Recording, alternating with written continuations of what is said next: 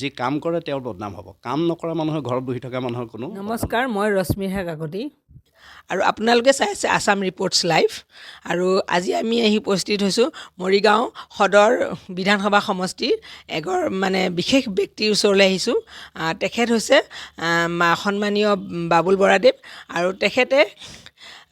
আৰু তেখেতৰ ওচৰলৈ আহিছোঁ। আৰু তেখেত এইবাৰ বিজেপিৰ টিকেট প্ৰাৰ্থিত্ব প্ৰত্যাশী, আৰু তেখেতে আমাৰ মৰিগাঁও জিলাত আজি বহু বছৰৰ পৰা যথেষ্টভাৱে সামাজিক কাম কৰি আছে। আৰু তেখেত আমাৰ শংকৰদেৱ সংঘ যি গুৰুজনে প্ৰচাৰ প্ৰসাৰ কাম কৰি আছে, শংকৰদেৱ সংঘৰ তেখেত প্ৰাক্তন সম্পাদক আছিল। আৰু আমি তেখেতৰ ঘৰত আজি আহিছোঁ আৰু তেখেতৰ ঘৰত আমি অলপ কথা পাতিম। কেনেধৰণৰ সমস্যা মৰিগাঁওখনত আছে? আপুনি ইতিমধ্যে কৈছে যে মৰিগাঁৱৰ যথেষ্ট সমষ্টি হিচাপে, মৰিগাঁও জিলা বুলি নকওঁ, মৰিগাঁও সমষ্টিটো যথেষ্ট পিছ পৰি আছে। আৰু এই ক্ষেত্ৰত ডেভেলপমেণ্ট নাই হোৱা বুলি মই নকওঁ, ডেভেলপমেণ্ট হৈছে, কিন্তু প্ৰকৃতাৰ্থত মৰিগাঁও সমষ্টিটো যিমান ডেভেলপমেণ্ট হ'ব লাগিছিলে সিমানখিনি আমি এতিয়ালৈকে পোৱা নাই। আৰু মৰিগাঁওবাসী ৰাইজে নিশ্চয়কৈ এটা পৰিৱৰ্তনো বিচাৰিছে। মই নাভাবোঁ যে বিজেপি দলৰ যি টিকেট যিয়ে পায় তেখেতে ইয়াতে নিশ্চয়কৈ বিজেপি দলে ইয়াতে জয়ী হ'ব। কিন্তু এটা কথা যে ৰাইজে এটা পৰিৱৰ্তন বিচাৰিছে, আৰু যি পৰিৱৰ্তনৰ ধাৰাটো চৰকাৰখনেও ইতিমধ্যে দেখুৱাইছে যে পৰিৱৰ্তন। মই বিজেপি ক্ষেত্ৰতো দেখিছোঁ যে একেজন ব্যক্তিকে প্ৰতিনিধিত্ব কৰাকৈ বিভিন্ন ব্যক্তিৰ প্ৰতিনিধিত্ব। আৰু এটা ডাঙৰ কথা যে মৰিগাঁও জিলাখনত বিভিন্ন জাতি জনগোষ্ঠীয়ে পৰিপূৰ্ণ হৈছে, কেৱল এটা জনগোষ্ঠী মৰিগাঁৱত নাই। আজি যদি শতাংশ হিচাপতো চায় তেনেহ'লে মৰিগাঁও জিলাত অন্ততঃ 70% লোকেই কিন্তু অনজনজাতি, তেওঁলোক কোনো জনজাতিৰ লোকো নহয়, সাধাৰণ শ্ৰেণীৰ লোকো আছে। গতিকে মৰিগাঁও জিলাখনত যদি তেনেকৈ প্ৰতিনিধিত্ব দিয়ে তেনেহ'লে মই ভাবোঁ মৰিগাঁও জিলাখন উপকৃত হ'ব। কাৰণ জাতি জনগোষ্ঠী সকলোকে একেলগে লিব, কেৱল এটা জাতি এটা জনগোষ্ঠীক লৈ মৰিগাঁওখন নহয় যিহেতু। গতিকে জাতি জনগোষ্ঠী সকলোৱে সমিল মিলেৰে যাতে অনাগত দিনত সকলোৱে যাতে ডেভেলপ হয়, সকলোৱে যাতে উন্নয়ন হয়, তাৰ কাৰণে কাম কৰিবৰ কাৰণে যিখিনি সমস্যা, মৌলিক সমস্যা যিখিনি সমস্যা আজিও সমাধান হোৱা নাই, সেই সমস্যাখিনি মই প্ৰথমতে মই প্ৰায়ৰিটি বেচিছত সেই সমস্যাখিনি সমাধান কৰিবলৈ চেষ্টা কৰিম। ভাল লাগিলে আপোনাৰ কথাখিনি গম পাই যে মৰিগাঁৱৰ যিখিনি মৌলিক সমস্যা আছে সেইখিনি আপুনি যদি বিজয়ী প্ৰাৰ্থী হৈ ওলাই আহে তেতিয়াহ'লে কৰিম বুলি ভাবিছে, আৰু আমিও আশাবাদী যথেষ্ট। আৰু ইয়াৰ বাহিৰেও আৰু এটা মানে যেনে সাধাৰণতে মানে হৈ থকা কথা কিছুমান আমি পাই থাকোঁ যে সামাজিকভাৱে কাম কৰিলে প্ৰত্যাহ্বানৰ সন্মুখীন হ'ব লগা হয়। আৰু যিমানেই আপুনি ভাল কাম নকৰক মানে প্ৰত্যাহ্বান আৰু তাৰ লগতে বদনাম এনেকুৱা ধৰণৰ বহুত কিবাকিবি আহে। যদি তেনেকুৱা ধৰণৰ প্ৰত্যাহ্বান আহে আপুনি কেনেধৰণে টেকল কৰিব বাৰু? প্ৰত্যাহ্বানটো থাকিবই, প্ৰত্যাহ্বান সকলোতে আছে। মইতো খৰস্ৰোতা নদীৰ লগত তুলনা কৰোঁ। যি নদী বাধা পায় সেই নদী বেছিকৈ বব চেষ্টা কৰে। খৰস্ৰোতা নদীৰ সেইটোৱে হৈছে গতি বৃদ্ধি কৰিবৰ কাৰণে বাধাটো আহিবই। আৰু কাম নকৰা মানুহটো বদনাম নাই, যাৰ নাম আছে তাৰ বদনাম আছে, যাৰ নামেই নাই তাৰ বদনাম ক'ৰ পৰা আহিব? যি কাম কৰে তেওঁৰ বদনাম হ'ব, কাম নকৰা মানুহৰ ঘৰত বহি থকা মানুহৰ কোনো বদনাম নাই। গতিকে কলংকটো বিভিন্ন সময়ত দেখিছে যে চন্দ্ৰটো কলংক আছে, চাইণ্টিফিকেলি চন্দ্ৰত জানো কলংক আছে? কথাটো তেনেকুৱা যে যিবিলাক কথা মানুহক কেৱল ব্লেমিছ কৰিবৰ কাৰণে, বদনামী কৰিবৰ কাৰণে যিবিলাক কাম হৈ থাকে, এইটো হৈছে আমাৰ এটা স্বভাৱসুলভভাৱে এটা পৰম্পৰালৈ সৃষ্টি হৈছে। লাহে লাহে পৰম্পৰা হ'বগৈ, শেষত গৈ দেখিব যি পৰম্পৰা হৈছে যে যি মানুহে কাম কৰিবৰ কাৰণে ওলাই আহে তেওঁলোকক কেনেকৈ কামৰ পৰা বঞ্চিত কৰিব পাৰি, তেওঁক কেনেকৈ আঁতৰাই ৰাখিব পাৰি, এটা প্ৰতিক্ৰিয়াশীল শক্তিয়ে সদায় অহৰহ কাম কৰি থাকিব। আৰু ৰাজনীতিক ক্ষেত্ৰখনতো দেখিছোঁ যে কেতিয়াবা সেইটো হয় যে আচলতে প্ৰকৃতাৰ্থত ৰাজনীতিক ক্ষেত্ৰখনৰ পৰা যিসকল ব্যক্তি মোহভংগ হৈছে নেকি, যে এনেকুৱা হৈছে নেকি যে ৰাজনীতিক ক্ষেত্ৰখনত ইচ্ছা আছে, ৰাজনীতিক কিবা কৰাৰ হেঁপাহো আছে, কিন্তু সেই ক্ষেত্ৰখন কলুষিত হৈছে নেকি ক'ৰবাত, যে মোহভংগ হৈছে নেকি মানুহ, যে ৰাজনীতিলৈ মানুহ সকলো লোক ৰাজনীতিলৈ ওলাই নাহে নেকি? আপুনি কোৱাৰ দৰে যে এজন প্ৰতিনিধি হ'বৰ কাৰণে যিখিনি যোগ্যতাৰ প্ৰয়োজন, এখন সমাজখনক ওচৰৰ পৰা চাবৰ কাৰণে সূক্ষ্ম যিখিনি দৃষ্টিভংগীৰ প্ৰয়োজন, এই চিন্তা চৰ্চাৰে আগবাঢ়িব পৰা ব্যক্তিত্বই প্ৰতিনিধিত্ব পায় নে নাপায়, এইটো এটা ডাঙৰ কথা। এতিয়া নিৰ্বাচন কেনেকৈ কোনে প্ৰতিনিধিত্ব পাব সেইটো আপোনালোকে সময়ত দেখিব যে এনেকুৱাওতো হ'ব পাৰে যে ৰাজনীতিক ক্ষেত্ৰখনত হেঁপাহ থকা স্বত্তেও বহু ক্ষেত্ৰত ৰাজনীতিক ক্ষেত্ৰখন বৰ জটিল। আৰু জটিল ৰাজনীতিক ক্ষেত্ৰখনত প্ৰথমতে ভৰি দিয়ে মই এতিয়ালৈকে কোনো জটিলতা পোৱা নাই, কিন্তু যিবিলাক সমস্যা দেখা দি আছে, যিবিলাক কথা বতৰা আহি আছে, এই কথাবিলাক যদি চলি থাকে তেনেহ'লে মোহভংগ নিশ্চিতভাৱে হ'ম, আৰু অনাগত দিনত এনেধৰণৰ ৰাজনীতিৰ পৰা সদায় আঁতৰি থাকিম। এষাৰ খুব সুন্দৰ কথা ক'লে আৰু যিটো আপুনি প্ৰত্যাহ্বানটো খৰস্ৰোতা নদীৰ লগত তুলনা কৰিলে খুবেই ভাল মানে এটা সুন্দৰ উপমাত আপুনি মানে হেৰি কৰিছে তুলনা কৰিছে আৰু সঁচা কথা ক'বলৈ গ'লে মানে ৰাজনীতিৰ পৰা খুব ভাল মানুহবোৰ আঁতৰি থাকে আৰু মানে প্ৰায় মানে অশিক্ষিত একো নজনা ব্যক্তিসকলেই সাধাৰণতে মানে ইয়াত মানে অৱতীৰ্ণ হয় আৰু যিটো কাৰণে আপোনাৰ মানে অসমৰ যিবিলাক সমস্যাবিলাক মানে হেৰি কি বুলি কয় সমাধান হোৱাত মানে তেওঁলোকে অসুবিধাৰ সৃষ্টি কৰে কাৰণ তেওঁলোকে নিজে একো চিন্তা কৰিব নোৱাৰে কিন্তু এতিয়া আমি যোৱা বছৰৰ পৰা এটা বিজেপি কিছু আইন কৰিছে যে মানে প্ৰাৰ্থী হ'ব লগা হ'লে কিছু মানে ডিগ্ৰী অৱতীৰ্ণ কৰিছে যে হয় BA পাছ কৰিব লাগিব নহ'লে হায়াৰ ছেকেণ্ডেৰী পাছ কৰিব এইটো ক্ষেত্ৰত আপোনাৰ মতামত কওকচোন নিশ্চিতভাৱে এজন শিক্ষিত লোক মই শিক্ষিত লোকেই সকলো হ'ব বুলি নকওঁ কিন্তু এজন শিক্ষিত লোকৰতো প্ৰয়োজন আছে এখন সমাজৰ কাৰণে এখন সমাজক নেতৃত্ব দিবৰ কাৰণে যিটো লিডাৰশ্বিপ কোৱালিটি এই কোৱালিটিটো নিশ্চয় মানুহক লাগিব কেৱল প্ৰাৰ্থিত্ব পালে কাৰণে যে প্ৰাৰ্থিত্ব যিকোনো লোককে দিলে এতিয়াতো বিভিন্ন সমালোচনা হৈ থাকে বিভিন্ন ক্ষেত্ৰত দেখিছে যে এজন শিক্ষিত লোকক যিটো শ্ৰদ্ধা আৰু এজন শিক্ষিত লোকে যিখিনি কাম কৰিবৰ কাৰণে চেষ্টা কৰিব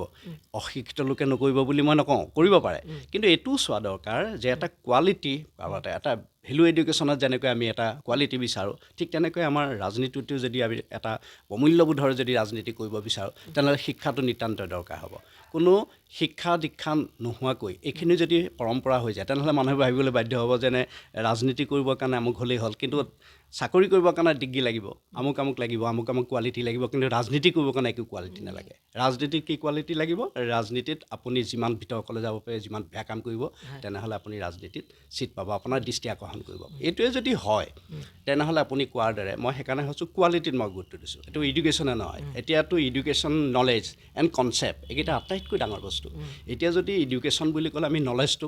নলেজৰ ওপৰতে এতিয়া কনচেপ্টটো আহিছে যে আমি কেৱল নলেজটো থাকিলেও যে নহ'ব এটা কনচেপ্ট লাগিব এটা ক্লিয়াৰ কনচেপ্ট যদি নহয় তেনেহ'লে আমি আগবাঢ়িব নোৱাৰোঁ এটা ৰাজনীতি কৰিবৰ কাৰণেতো অধ্যয়নৰ প্ৰয়োজন আছে এটা ৰাজনীতি পথাৰখনত মানুহক ব্যক্তি মনস্তাত্ত্বিক অধ্যয়ন কৰিবৰ কাৰণেতো প্ৰয়োজন আছে মানুহে কি বিচাৰিছে এখন সমাজত কেৱল বস্ত্ৰ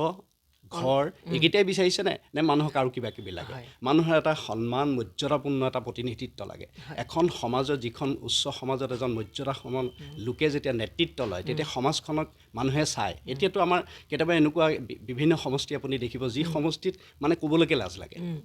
যে ব্যক্তিত্ব সম্পন্ন লোকক নেতৃত্ব দিয়া লোকসকলৰ ব্যক্তিত্ব সম্পন্ন হ'ব লাগে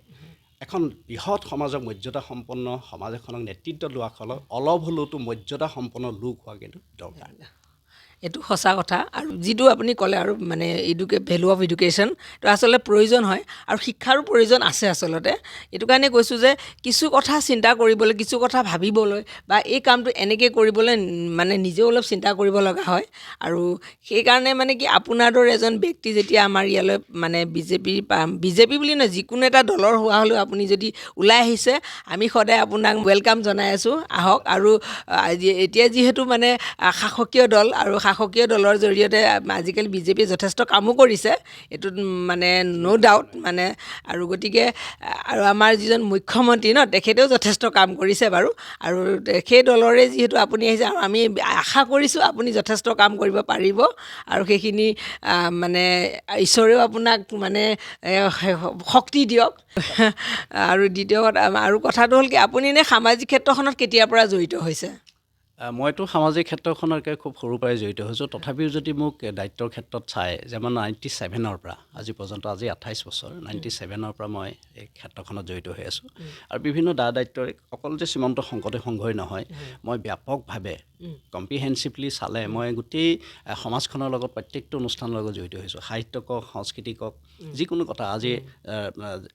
ৰাজনীতি ক্ষেত্ৰখন বাদ দি বাকী ক্ষেত্ৰখনত মই বিভিন্ন ক্ষেত্ৰত মই জড়িত হৈ আহিছোঁ আৰু মানুহক সেই অনুসৰি মই জীৱনত সহায় কৰি আহিছোঁ আৰু সেইসকলে মোৰ পৰা নিশ্চয় সুফলো পাইছে জীৱনত বহুত কিবা কিবি কৰি আছোঁ গতিকে সামাজিক কামটো মোৰ আচলতে তেজতে আছে আৰু মই সৰুৰ পৰা আপোনালোকে মোক দেখিছে সৰু কালৰ পৰা মই ধৰ্মীয় এই ক্ষেত্ৰখনতো মই জড়িত হৈছোঁ অন্যান্য সামাজিক ক্ষেত্ৰতো আৰু আজি অসমৰ যিকোনো স্থানত মোৰ নিমন্ত্ৰণ থাকে বা মই সেই অনুষ্ঠানবিলাকলৈ যাওঁ লাগিলে সেই ধৰ্মীয় অনুষ্ঠান হওক সাংস্কৃতিক অনুষ্ঠান হওক সাহিত্যৰ অনুষ্ঠান হওক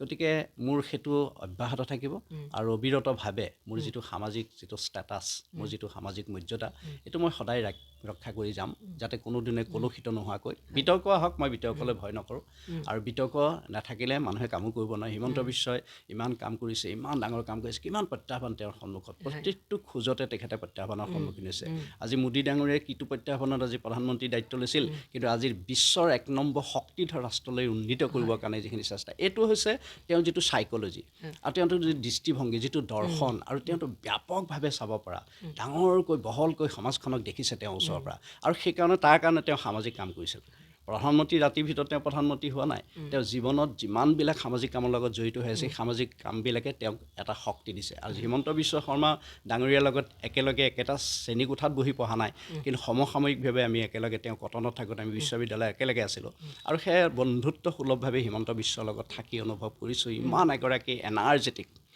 ইমান শক্তিধৰ ৰৈ থাকিবলৈ যাৰ ইমান ডাইনেমিক ৰৈ থাকিবলৈ তেওঁ যাৰ সময় নাই কাম আৰু কাম বিচাৰি থকা মই তেনেধৰণৰ আদৰ্শ ব্যক্তিক মই সদায় ফ'ল' কৰোঁ আৰু তেওঁলোকৰ নীতি আৰু আদৰ্শক মই সন্মান কৰোঁ আৰু হিমন্ত বিশ্ব শৰ্মাৰ দৰে এজন মাননীয় মুখ্যমন্ত্ৰীয়ে অসমত যিখিনি কাম এতিয়ালৈকে কৰিছে সেইকাৰণে হয়তো তেওঁ প্ৰত্যাহ্বান বেছি হৈছে কাৰণ যিখিনি কাম কৰিছে সেইখিনি প্ৰত্যাহ্বানৰ সন্মুখীন হৈ কৰিছে যিটো কাম হয়তো বেলেগ মুখ্যমন্ত্ৰী আজি স্বাধীনতাৰ পিছৰ পৰা আজিলৈকে নকৰিলে কিন্তু হিমন্ত বিশ্বই কৰি দেখালে আৰু তেওঁ শক্তিশালী ৰূপে কৈছে যে ৰাজনীতিয়ে তেওঁ একমাত্ৰ শেষ কথা নহয় ৰাজনীতিটো কেৱল আলমহে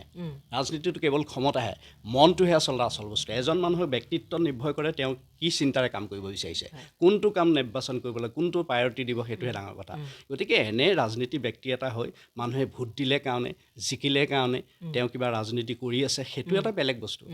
সেইটো আৰু ৰাজনীতিত জিকিলে কোনোবাই ভোট দিলেতো জিকিব গণতান্ত্ৰিক অনুষ্ঠানত যাকে ভোট দিয়ে তেওঁ জিকিব সেইটো এটা বেলেগ বস্তু যে জিকা আৰু নেতা ৰাতিৰ ভিতৰত নেতা পাতিব পাৰি কিন্তু নেতৃত্ব লৈ ইমান সহজ কথা নহয় তাৰ যিটো কোৱালিটি লাগিব সেই কোৱালিটি কিন্তু